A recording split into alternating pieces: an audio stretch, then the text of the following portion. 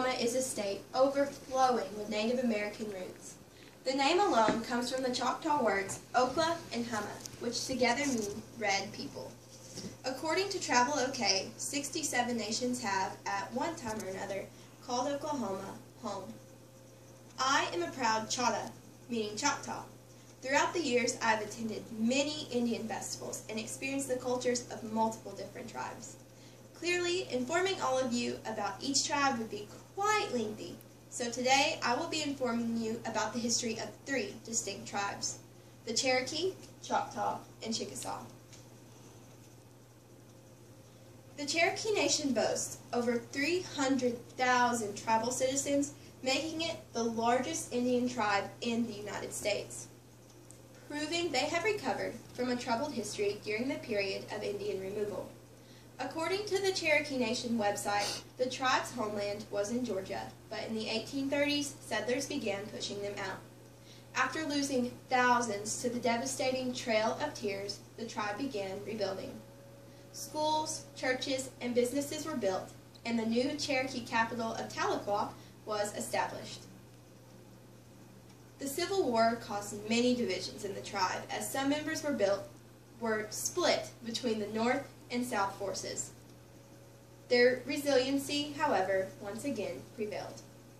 Today, the Cherokee Nation is actively pursuing the welfare of tribal members under the leadership of Chief Bill John Baker. Now, let's explore the Choctaw Nation.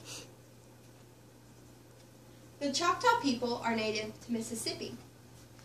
During the first wave of immigration from Europe, the Choctaws embraced the new white settlers. In fact, they adopted many white customs, such as Christianity. It was no matter, however, because my nation's history states that in 1830, the Choctaws became the first Indian tribe to be forcibly removed to Indian territory.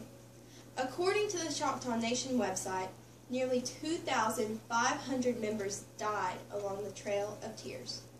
Despite their deplorable treatment by the United States government, many Choctaws during World War I chose to serve as code talkers.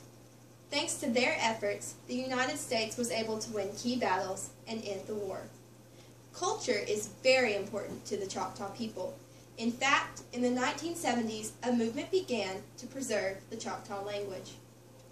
Today, the Choctaw Nation has grown to nearly 200,000 members, holds its capital in Durant, and we recently welcomed a new chief, Gary Batten.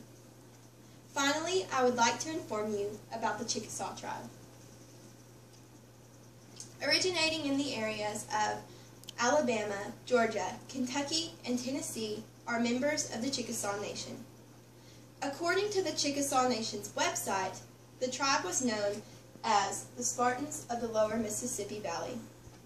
They were well versed in trade with other tribes and Europeans, but ready to go to war when the need arose. Like the other Indian tribes, the Chickasaws were forced to leave their homelands.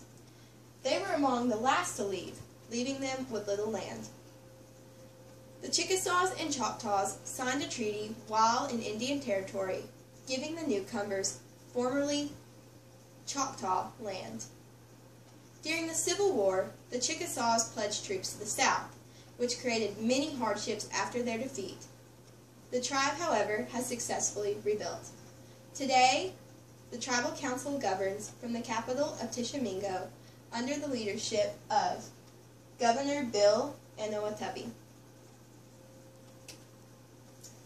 Each Native American tribe in Oklahoma contributes to the beautiful and diverse culture of the state. Whether or not you are of Indian descent, I hope your interest in our state's Indian history has grown today. Yakoke!